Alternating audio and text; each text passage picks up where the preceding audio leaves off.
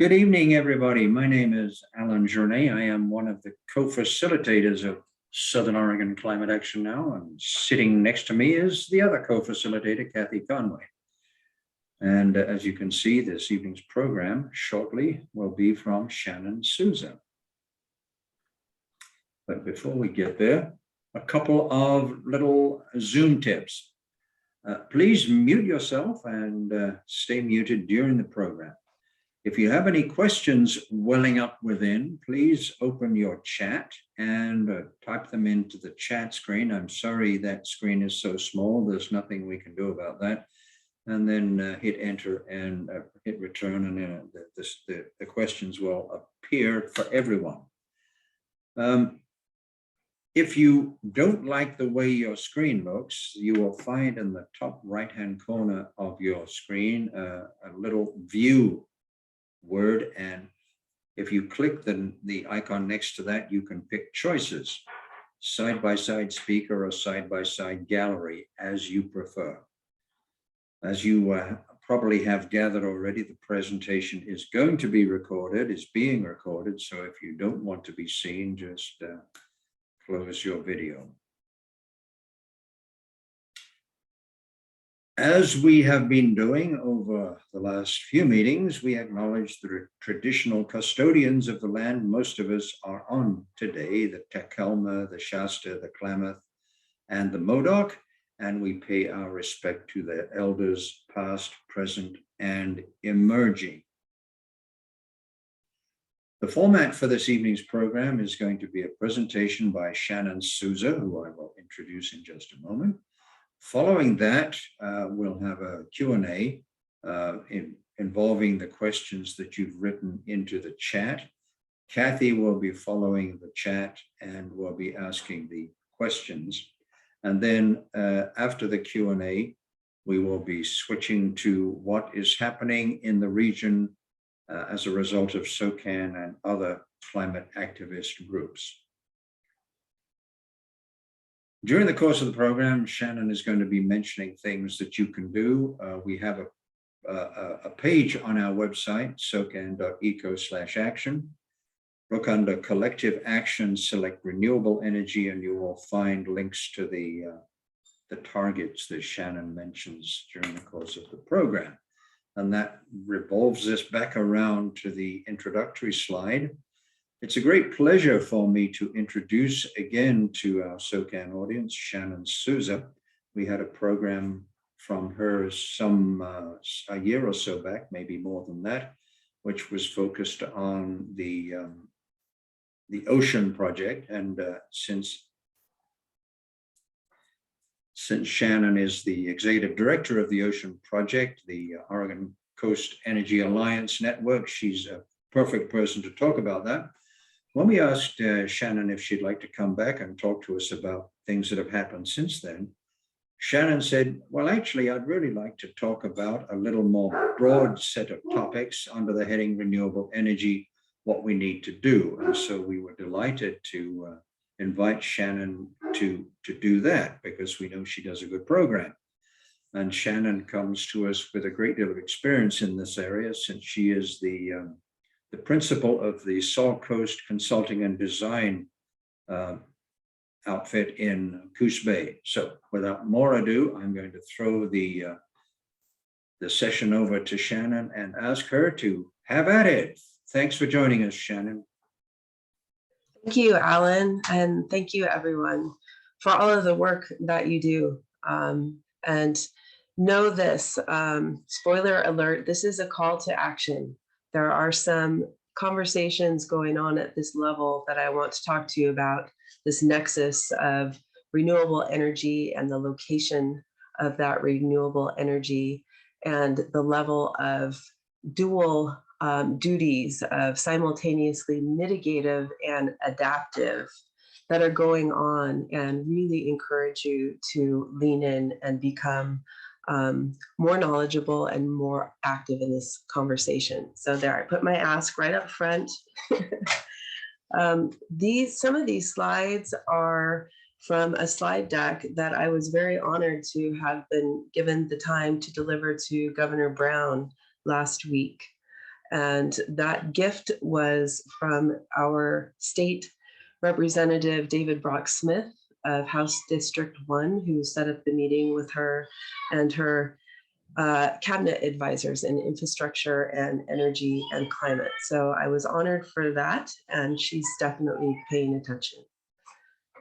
I wear several hats here. So full disclosure, I am the volunteer executive director of Ocean, and I've spoken with you about them in the past. I'm also the paid policy director. I have a half-time gig for Pacific Ocean Energy Trust, POET. That contract is paid for by members of industry. It's an industry advisory group that comprise industry from just domestic to a lot of big global players that are very interested in what's going on off of our shores. So those, as I walk through these slides and you see the presentation and where we've come to some policy conclusions and are encouraging you to lean in as well, you'll know what that perspective is coming from. And I also wanted to thank you because last time we spoke, we were not in the same situation which we are now. SOCAN and Ocean have membership reciprocity, so that's tremendous, and I thank you for doing that. So today I'm going to talk to you about the role that energy plays in contributions currently to our greenhouse gas emissions, where we see this going, what that mix looks like, and just what is that nexus, that dynamic of both the contributions of our existing energy sector and the adaptive responsiveness of our new clean energy structure. So if we look at our total United States greenhouse gas emissions, this was looking at 2019, of course. Immediately, we're talking about energy, so you go right to electricity. Yes, that is what we're talking about. But we're also talking about decarbonizing the transportation sector. We're either going to decarbonize it with clean renewable fuels, which are made from, guess what? Renewable electrons, so more electricity, or directly through plug-in EV. So that you can throw that 30% into the mix. Industry, we need to produce the clean fuels that industry will use. So we're either transitioning some of their combustion elements to more electricity. We're electrifying as much as we can. What's left will need clean fuels, more of that renewable hydrogen and its clean derivatives, more renewable electricity required to make that. Residential and commercial, some of this is in actually the building materials, so it's embodied. But the agriculture is another one that currently is using a lot of ammonia in the application of fertilizers, non-renewable ammonia. That can be replaced with renewable ammonia, which is made from renewable hydrogen. So look at how much of our greenhouse gas emissions are directly or indirectly about to be from the energy sector. It's tremendous. We're responsible for about 14% of the global emissions. And look at what's going on with China. Scary. There's a big conversation and transformation happening right now in Oregon and the entire Western interconnection. You'll hear it referred to as the WEC. This is the footprint of it. So it's really a reliability organization. That definition of reliability has been 1 in 10 events, 1 event in 10 years. That's what they've been designing to balance our grid against. As the WEC is increasing its organization, and by that I mean access to accurate data that is consistently developed and third-party vetted for each of those in the energy market, investor-owned utilities included, to clearly demonstrate what resources do you actually have, what resources are in your pipeline, And what's their realistic timeline for development in that pipeline? Have you checked that? Do you know if there's transmission that's required too? Have you planned that? Because currently the system works, unfortunately, by these siloed planning departments. Those that work on the transmission system don't necessarily compare notes or haven't in the past with those that focus on developing the renewable resources that we need. So this transition that is occurring is we're stepping into an entire discussion about resource adequacy, where we know that we are all comparing apples to apples, and we actually really know how many collective resources do we have and how many we can realistically build so we can plan this. Every single resource adequacy study that's been done has come to different conclusions. But as you can see, all of the studies agree that we are rapidly approaching a period of regional resource inadequacy. And this is not the kind of thing that you can just jump in at the last minute and deal with. These are big resources that require a lot of planning. This is how Oregon sits in today's energy markets. Most of our resources are imported to us. So we are required to purchase electricity from whoever supplies it, wherever we happen to live. And those ratepayer dollars go back out to them. I happen to live in Coos Bay. That's Pacific Power territory. So my ratepayer dollars go to them. And as a result, they import a lot of electricity from our neighbors to the north and to the east. And they send it to me through these supply constrained lines that go through catastrophe prone routes to me way out here at the end of the line. So my dollars are spent developing assets for the investor owned utilities outside of the state, so beyond our own economic benefit, and worse, resources that aren't located close to me.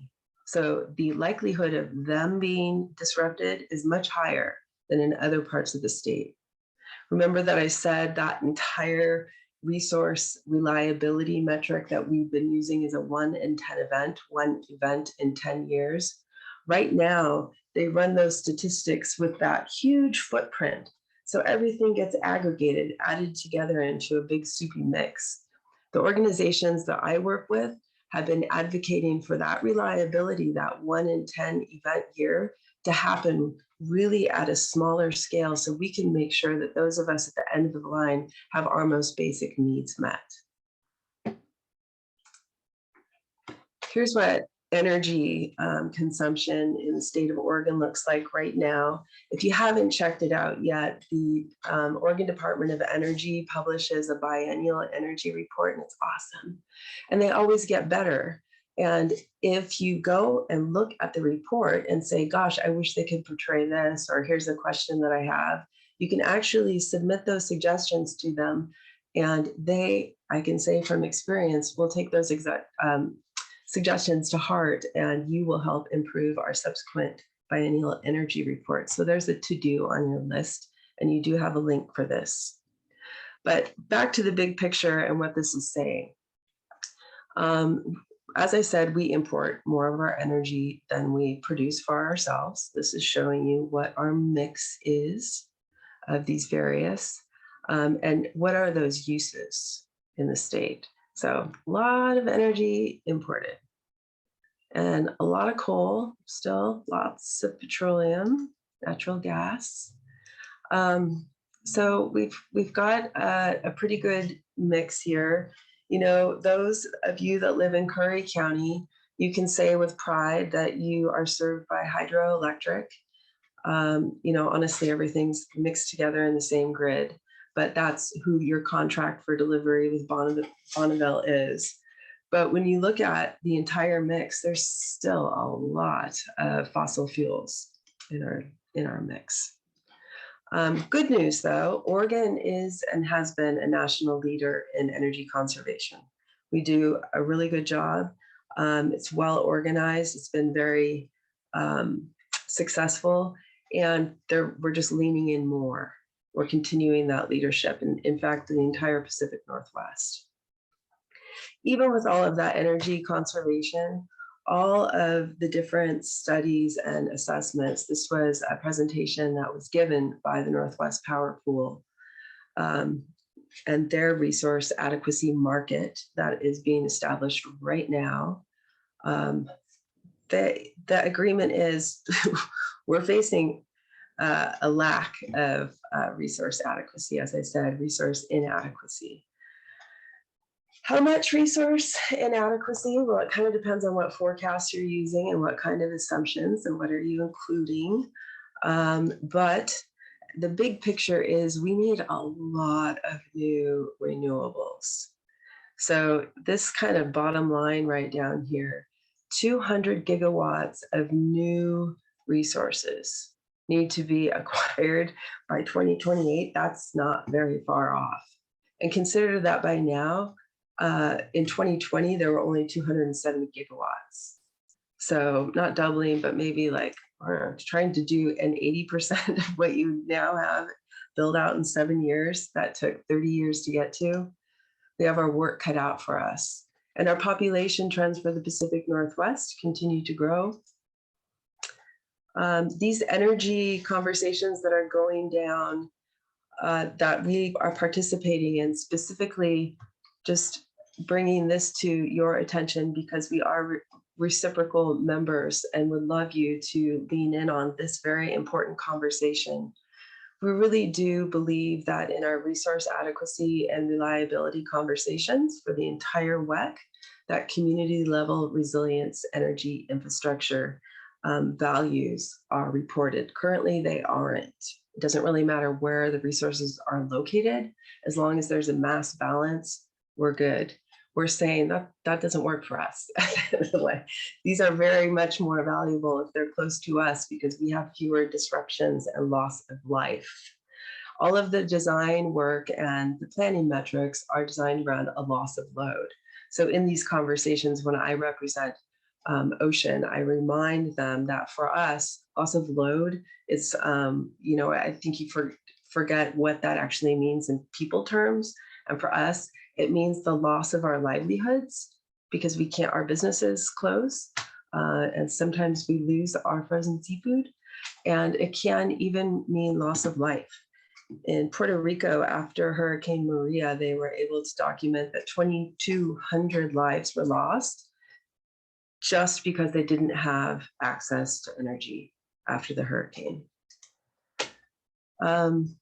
Also that the evaluate impacts of access to the clean energy economies. In addition to that, those catastrophic consequences that we sometimes have when our energy supply is disrupted, there are also these longer range economic values that are lost. Communities near the resource development obviously have access to more economic opportunities, but the traditional modeling just looks at the least cost for the developer. So that would be, in my case, the investor-owned utility, which is probably not going to be where we want that. So this needs to be changed. And evaluate the economic impacts of energy security. We know for a fact that the lack of reliability out on the North Spit of Coos Bay has resulted in industries not considering relocating to Oregon's deepwater port. So that's a loss of access and energy equity.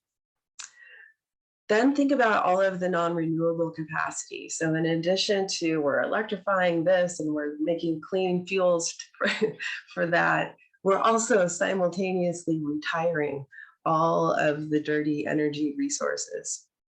So we measure that in what they call nameplate capacity. Think about it as like how many cylinders your car has, just different, so you can compare apples to apples. But those apples to apples are looking at an annual average. They're not reflecting the profile of each of those resources over the course of the year or the day and how that tracks with the profile of our needs. When do we need the energy? So if we look at our energy conservation measures, as I said, I have heard some concern from some members of the community that we really don't need that many resources. We just need to do a better job of energy conservation. And yes, to the second part, everyone agrees we need to keep leaning in on energy conservation and just getting better at it and changing the way that our society functions. But we also are leaders and we do a really good job. So this, everyone's agreeing we need to continue to lean in that direction. Even with that said, we have a huge step change in renewables that will be required. And 2031 is not that far away. There's a lot to be done in planning the infrastructure and developing the metrics to make sure that we can locationally value our community energy resources. So that's the step change that we're looking at coming up here because of all of that electrification and decarbonization. So here's what they call the curtailment curve. Currently, so if you need to overbuild your renewables because you can't, it's not a light switch. We don't get to decide when the wind blows and when the sun shines, when the river flows. So you have a lot of factors of safety and you have to start designing so that their profiles complement each other. So statistically speaking, you think you've got all of your needs met any hour of the day, any time of the year. So when you do that, you end up with periods where you have more capacity or renewables are producing more than the market needs. So currently there's zero value. Think of California solar. They've got periods of time where they're like paying to give it away. There's just too much of it. There's nothing to do with it down there. So that's curtailed right now. If you are able to look at that overbuild of renewables up here, talk about hydro, offshore wind, and terrestrial solar and wind, and you co-locate that with an electrolyzer, then every time that the electron grid doesn't need it, instead of it being curtailed, you crank on the electrolyzer and you make some renewable hydrogen. And now you've got access to all kinds of markets, and there's definitely a value there, including that the renewable hydrogen can then turn around and supply the grid as a battery, as stored energy when the grid goes out. Currently, that is not being reflected in our regional energy market planning. So that's another thing we've been really advocating for. Look at this. Wow. So this is what I was talking about, the electrification of the transportation sector. So you can see this is L, the L is just light duty vehicles, and the H is heavy. Although the most recent that we've seen, there are a lot of very low duty vehicles that prefer the hydrogen. Hydrogen is nice because you can refuel faster than EV. So that's all of this, though, needs clean renewables. The U.S. Department of Defense is spending $1.1 million on a 2-year study that is being implemented by the Department of Energy. And there's some different parts and pieces of it. And you can see there that the parts and pieces that Odo contracted a company called E3 to do were to conduct some renewable energy assessments. So look at Oregon at the footprint. Could Oregon develop its own renewable energy to meet its own needs? And if so, what are some of those different, planning scenarios? What might it look like? So we'll start up here on the left. This is, as of 2020, this is the renewable demand. And look at this growth curve for what we need to fill. So that's kind of their design metric. Part of this is the development of a tool, a GIS tool that is available for the public. I've had the pleasure of being on the technical advisory committee for it.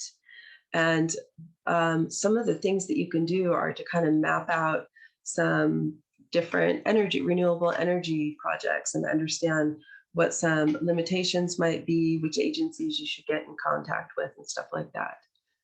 But check out the capacity factors. That's like the efficiency of generation for offshore wind, 50 to 55%. And this was before NREL's last report. Now we're at 60%.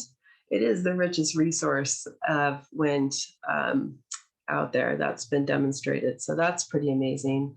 So from this, we get this planning scenario of just over 20 gigawatts of Oregon offshore wind. Like that's the highest efficiency. That's our part of that resource that we share with Northern California. And tons of solar, tons of solar. So Oregon can deploy and integrate about 4 gigawatts of solar. Currently, we've got some serious transmission limitations. It's very congested with us importing so much from the north and the east. So it makes it really hard on those that would like to develop within our state boundaries to interconnect, because those that are importing it have long-term contracts to continue to import. So that's taking the place of renewables that could be built in the state. That's a problem. Another problem is that we have had some recent national precedent-setting restrictions on the use of farmlands and exclusions for consideration in solar. Oregon has some of the most restrictive land use for solar, both community scale and utility scale. And look at the costs here. This is pretty amazing. So distributed solar, that's like rooftop, right? It's quite a bit higher. That's why there are subsidies out there and grants to go for. Geothermal is just like super chill, doesn't seem to change much. Offshore wind, though, the trajectory just keeps going down, and that's because the global production is just going through the roof, exponential. So pretty interesting there. And then here's utility scale solar that we've got to figure out ways to get it built and interconnected in the state of Oregon. So here's another report that was looking at ways that Oregon might contribute to its own clean energy resilience. This was the Oregon Clean Energy Pathways report. It was funded and under the leadership from Renewables Northwest, who's another reciprocal member of Ocean, and I encourage you all to join Renewable and support Renewables Northwest. They do excellent work like this. So they were trying to help those that were in the discussion for our House Bill 2021 to better understand what does clean energy mean. So they looked at a holistic approach, understanding that we are part of this WEC. Does this footprint look familiar? And what role do we currently play? And how could Oregon meet its emission targets in the context of this greater market? These, each of these columns is talking about a different scenario. You can ignore this one. That was the as-is case. And as if if we pulled a Montana and dismissed all of our renewable portfolio standards. Whew, let's not go there. 80%, all of these three were our previous RPS, our previous renewable portfolio standards. So there they are. And then here's our 100% clean. And that's where we ended up. But this gives you the profile of what that resource build stack looks like with each of the resources. There's a lot of solar to be built for sure. And there's a lot of offshore wind to be built for sure. So here's a little bit more of that. What we're seeing is that, as it says, the offshore wind supports the export of renewable energy. The offshore wind is not only exported through transmission in the electricity system in the Western Interconnect, but it's also going to be delivered in the form of renewable hydrogen. Fun fact, if you were to build an offshore deep sea high voltage transmission system all the way down the Pacific coast. So any of the wind farms out there could interconnect and then deliver to the coastal communities. That, planning budget of $20 billion.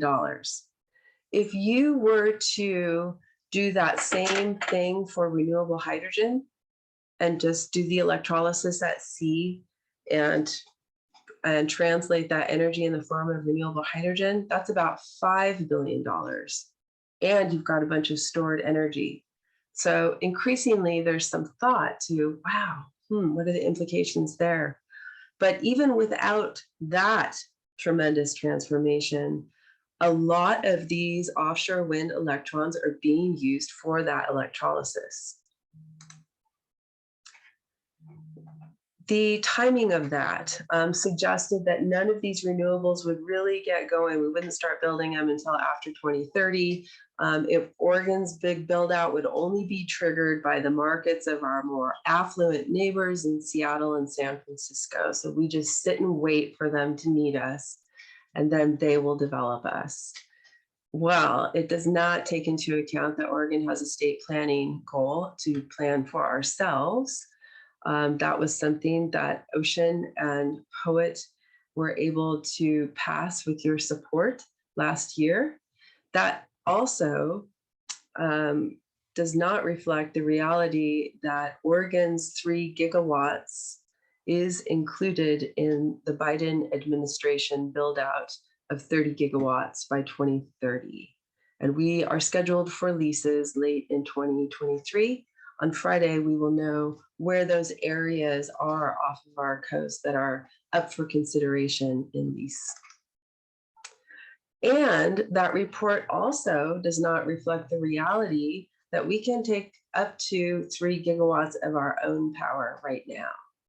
So we wrote that language of 3 by 30 with the knowledge that our coastal grid, without reconductoring, without new wires, but with substation upgrades for sure, could accommodate, now we know it's 2.6 gigawatts that we could accommodate.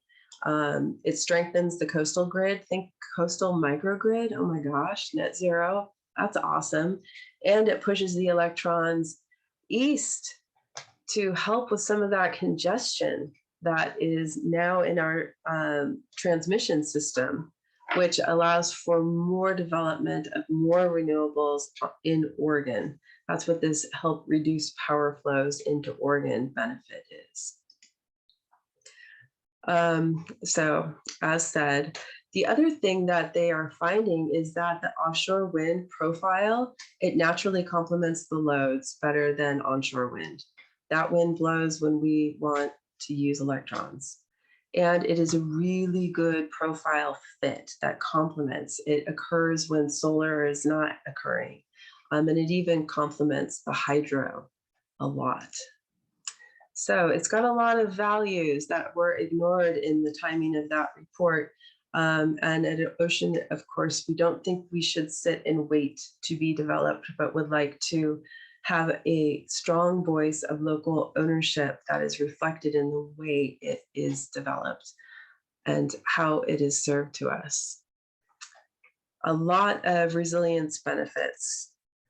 And remember that slide of where we are today, all of a sudden we can literally flip the script. So we can be exporting more than we're importing, and importing what makes sense to us when it makes sense for us. More of our dollars then are spent in building those renewables closer to our hometown. So you also have the economic and resilience benefits. This was just released last October. NREL did a further assessment, and the wind resource is even richer than they thought. It is recognized as the richest, most consistent wind resource on Earth. This is a very, very busy slide, and I apologize. It was from Walt Musial at NREL. He responded to our request to give a briefing to Oregon's PUC staff, which he did. And these were some of the high bullet points of their findings because they knew that we had this planning goal. So wanted to get a higher resolution on exactly how much can our grid handle. And that way we can start thinking about where does it make sense to interconnect? How do we do that? How do we get it there?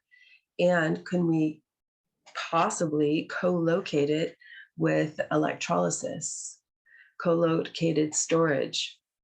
What would that look like? So that brings us back to hydrogen, which I keep talking about. And I just can't express enough what a critical role it is going to play in our energy future. In addition to all of the different loads that it can meet and help with that translated decarbonization, it also has grid balancing. So it can just, there's all of this conversation. Those that own natural gas generators, of course, want to squeeze as much as they can out of that asset. So they are making the statement still today that we have to have those in order to have grid reliability. And we are saying, no, we don't. We have to have renewable hydrogen. And so you can have on-demand renewable hydrogen turbines that can serve the exact same purpose. And we need to continue saying that. So, Alan, how am I doing on time? Sorry, you're doing fine. If another 5 minutes. Perfect. If that works. Okay. So how do you make renewable hydrogen?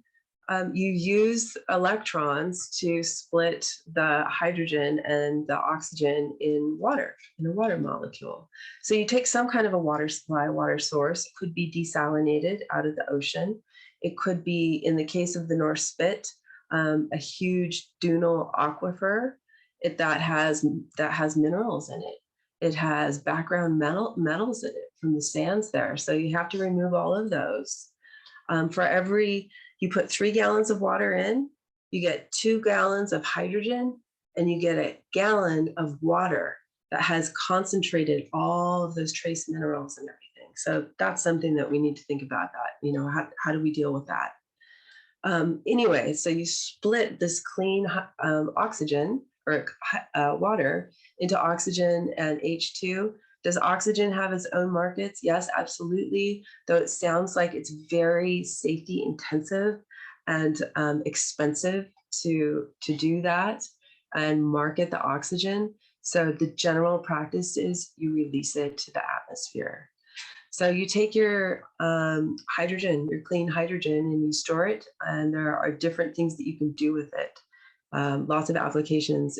And we're going to talk about some very specific to renewables, hydrogen in Coos Bay. This was also part of a presentation that I've given to Coos County commissioners, City of Coos Bay, and working with the port on. So as I said, Coos Bay is really unique. There's a huge aquifer. I used to manage it for about 25 years. And we have 11 million gallons per day that could be developed if the well field were expanded up to the north. But right now you could do about 5 million gallons a day with the existing well field. And that's one of the assets that we have out there that's a little bit untapped. And there are a lot of opportunities. If Coos Bay wants to be a global leader in decarbonization and the clean energy transition, there is no reason it can't. It is so well positioned.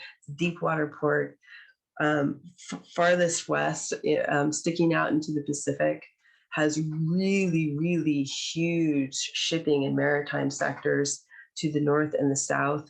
And right now there's a conversation about green corridors. Think about those as the EV routes that you take when you've got your EV because you know where you're going to recharge. Same situation on the globe. And as of right now, there's not a single Pacific port on that map, but there could be. There's also a rail link in Coos Bay, which is really, really important to all of the other industry out there. It gives you another opportunity for export. Back when the paper mill was operational, we railed in almost all of our recycled paper that we made paper from, and about half truck and half rail for all of the paper that we delivered to the box plants on the West Coast.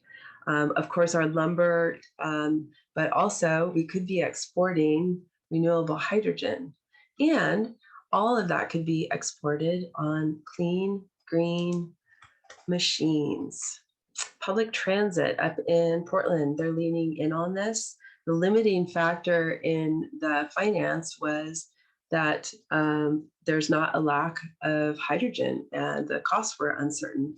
So they decided to lean in the next level and get on-site electrolysis so they can develop their own hydrogen. And indefinite backup power supply. Microsoft and the other big energies or informations that have the data centers that have absolutely got to be up 100% of the time and spend a lot of money on backup. Currently, it's diesel generators. Same situation can be said with all of our hospitals, all of our fire stations. The only requirement is that they have 72 to 96 hours of fuel on site. Well, when your fuel is used up, you are out of luck. So that's where the renewables with energy storage come. Of course, we do lots of solar plus storage, but when you take the electrolysis into the mix, it's a really interesting conversation.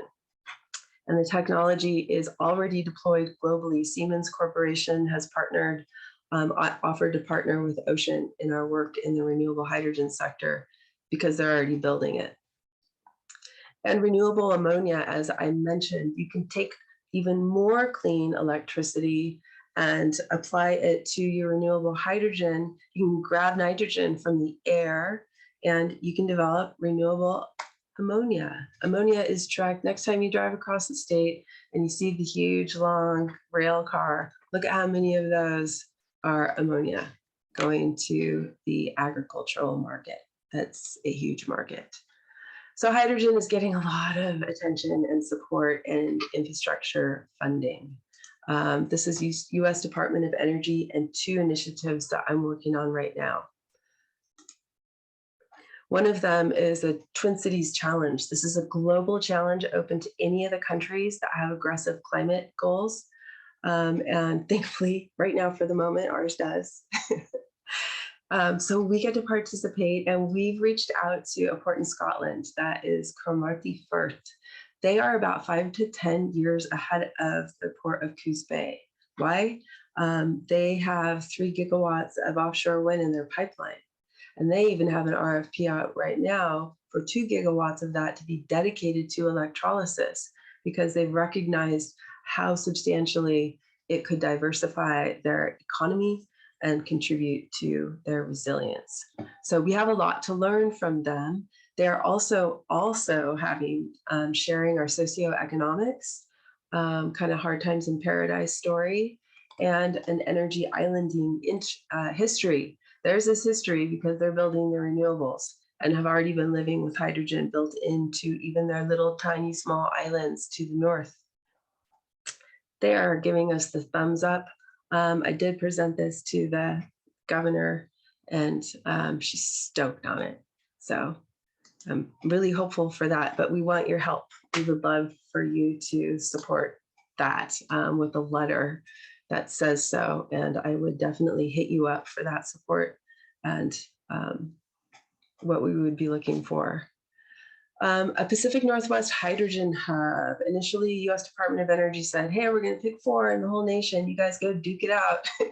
So we have this initial release and they came to their senses.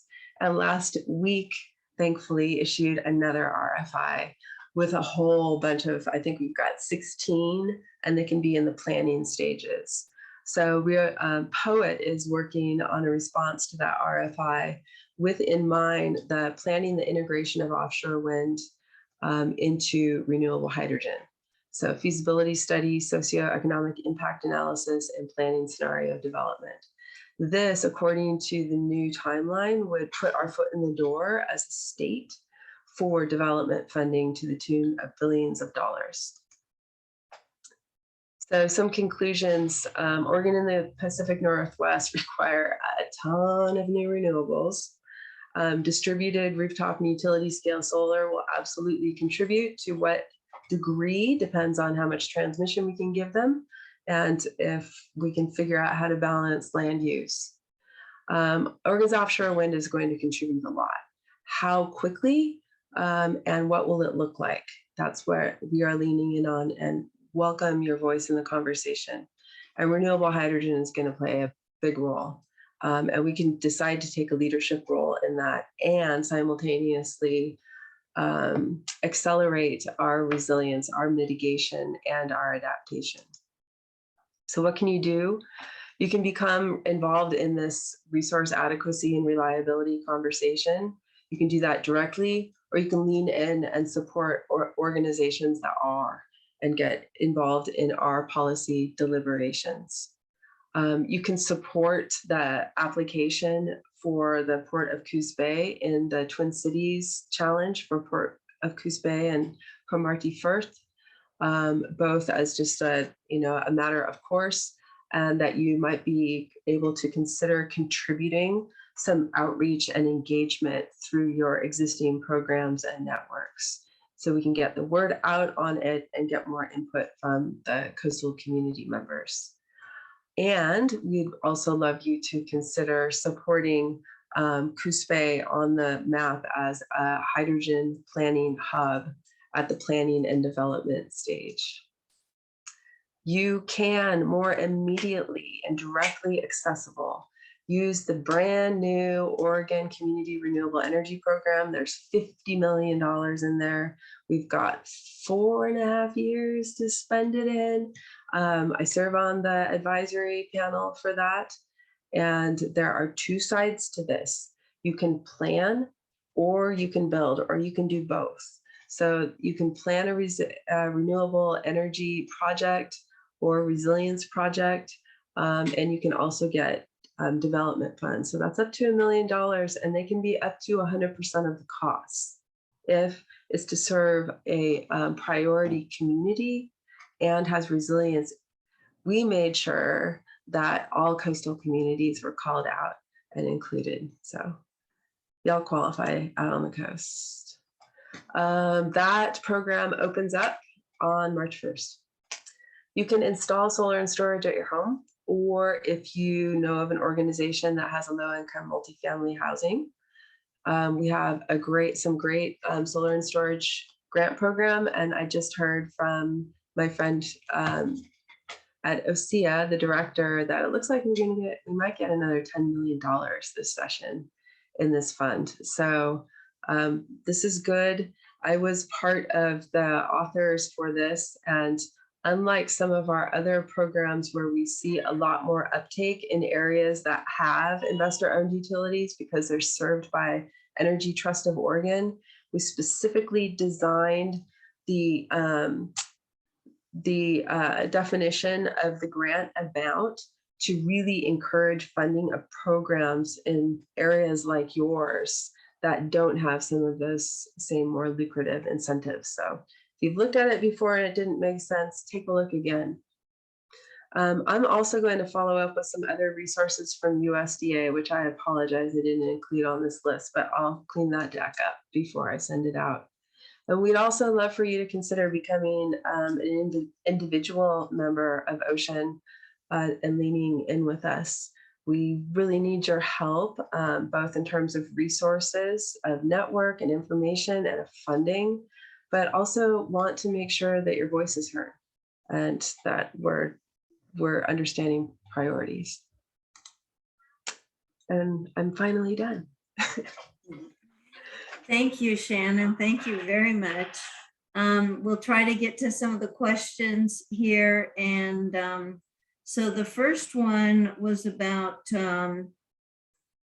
China. Can you briefly give us any insight into what China is doing to cut emissions? No, honestly, okay. I have no idea. Okay, and actually now that I asked that, I see that John asked that question towards the beginning, and Dylan has put a response in there. So hopefully you can look in the chat for that one. Thank you. Yeah, right. Build me up. So then why is offshore so much better, in parentheses, cap factor, than other forms of generation? That's a good question, and it has two parts, and they're both just physics.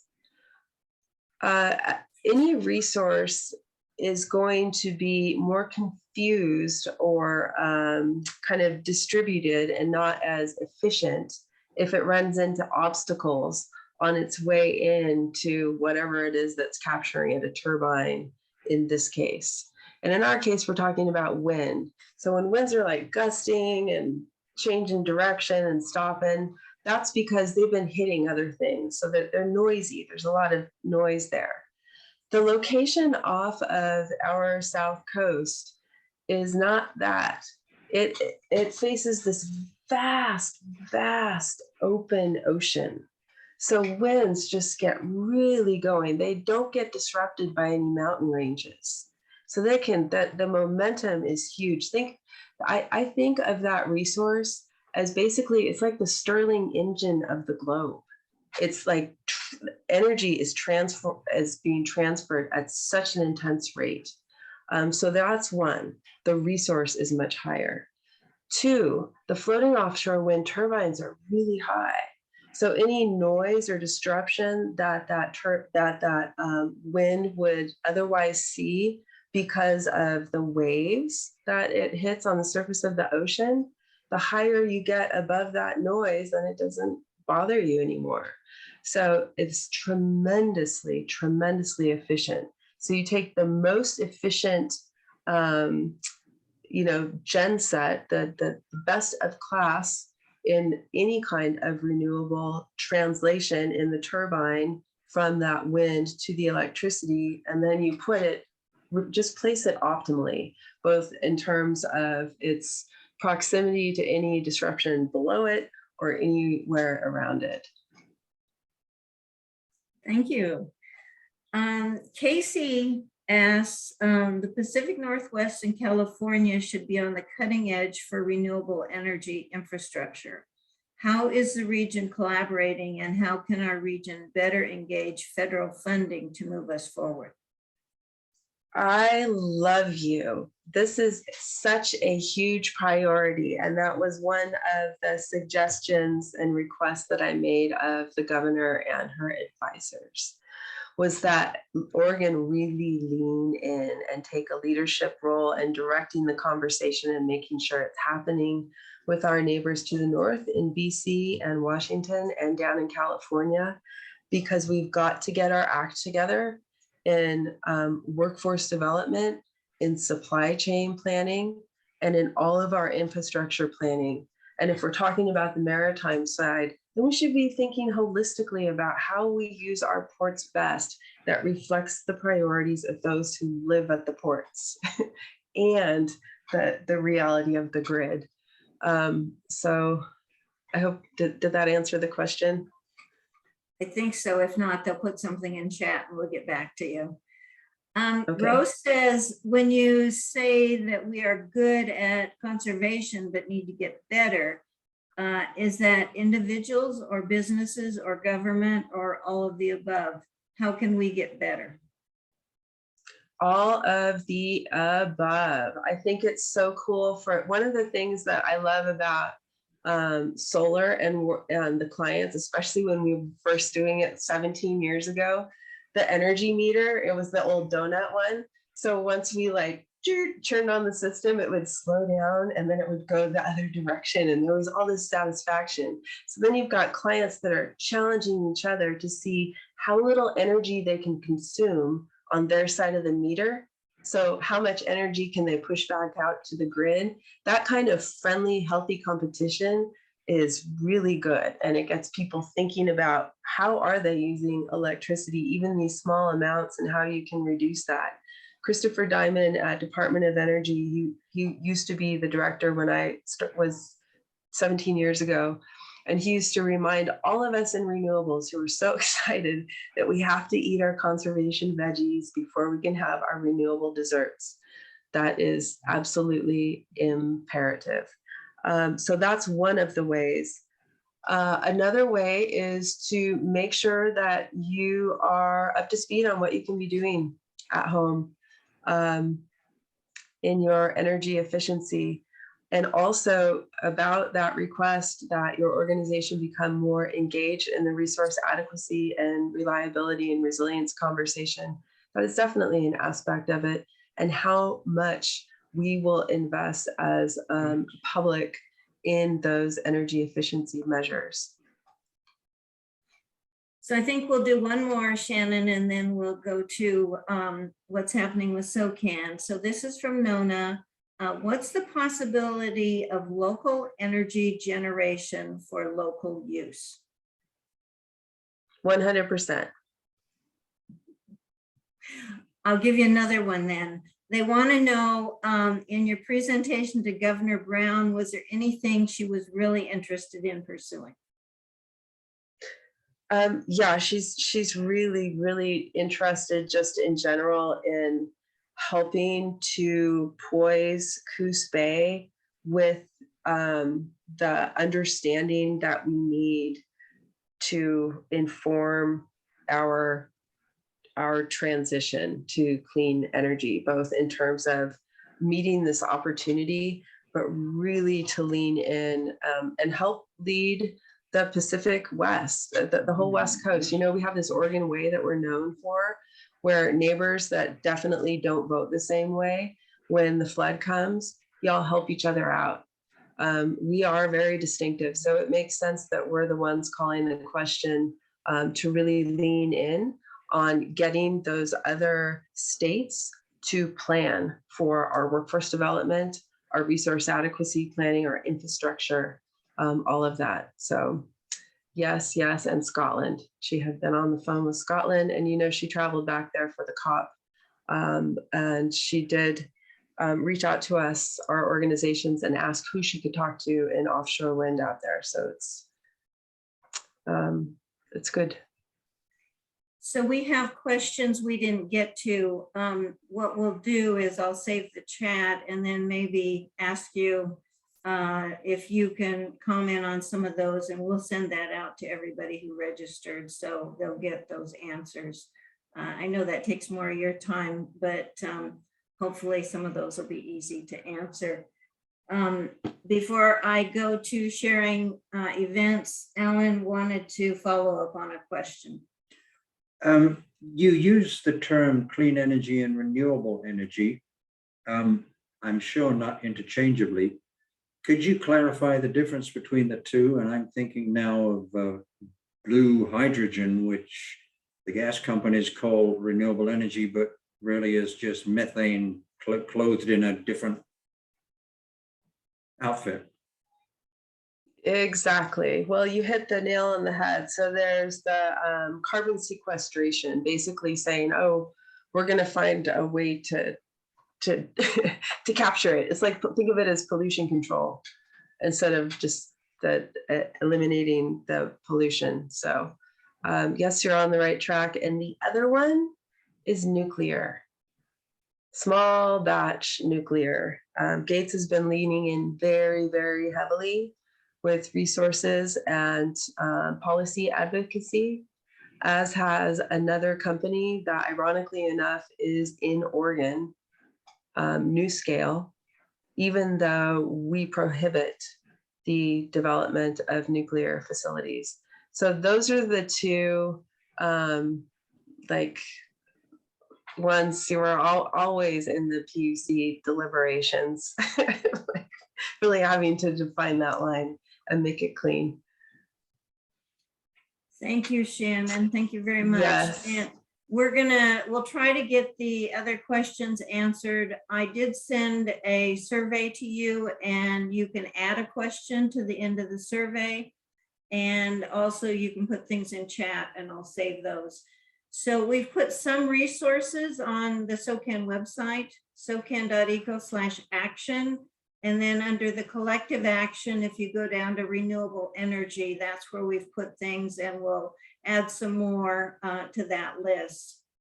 I'm going to very quickly go through some upcoming events. Everything I'm talking about is on SOCAN's calendar, so that's socan.eco/events. And SOCAN has 5 different programs. The events I'm going to share are under those programs. Under the government program, the County City Project meets on Thursday, February 24th. That's the main group. And then there are 2 of the groups that have meetings scheduled in March. One is the Medford Action Team and the other is the Jacksonville Action Team. If you're interested in working at the town, city level, let us know and we'll connect you with what's happening in the different communities. The Ashland Climate Action Project has a program coming up this Thursday, Health Impacts of Gas Appliances. You must register. So if you go to the SOCAN calendar, go to the 24th, you'll see the link there to register. Also under the government group, the Federal and State Project meets Monday, March 14th, and that link is on the calendar. Likewise, the Forest and Fire Project, this one is part of the Natural Resources Program, meets Wednesday, March 16th. And under community engagement, Coastal SOCAN has their monthly meeting on March 16th. They will be talking about chasing ice, and the participants should watch it before the meeting, and then there'll be a discussion about that led by Bill Gorham, who's a marine biologist. If you want information about how to view that, go to the calendar and that detail is there. Our March meeting, SOCAN's main March meeting, is going to be addressing the climate crisis in Oregon, the 2022 legislative results, and then also progress on OCAP. That will feature Hogan Giroux and Alan Journay. It's on Tuesday, March 29th, and it'll be on Zoom. The Master Climate Protector is in progress for this year. We hope that you will support our sponsors as you're able. And then we have other projects under the programs, and I'm not going to leave this up long. So if you're interested in any of these, send me an email, Kathy@socan.eco, and I'll get you connected with the right people. SOCAN's Leadership Circle will meet on March 7th. The leaders share what they're doing and how we can support each other, but anybody is invited to join us if you want to hear some of the things that are being planned. And then other groups, this comes from Pollinator Project Rogue Valley, and they have a plant parenthood session on Saturday, March 5th. SOCAN's Facebook page has the link to this event if you want more information. Southern Oregon Citizens Climate Lobby has their monthly meeting on Saturday, March 12th at 10 a.m. And they also have on March 1st a policy conversation with Eric Hansen from True South Solar. If you want more information, contact Dylan Henson. That's dylanhenson@gmail.com. And ROCPAC is Rural Oregon Climate Political Action Committee. They're our voice for climate action, and Hogan Giroux is the contact on that one. A very big thanks to Shannon for sharing this information with us. Very exciting things, and this program is being recorded if you want to go back and see any part of it or share it with others. Thanks to all of you for joining us. Appreciate that you were here this evening, and we strongly encourage you to take action. Share this information with others, support Ocean, and go to socan.eco action and look for the different ideas that are there. So finally, the survey was sent out. We hope you'll complete that. Only take you a couple minutes, and we appreciate your feedback. Our website and questions And if you're able to donate to support our work, we appreciate anything that you're able to do. So at this time, I'm going to stop the sharing and also stop the recording. And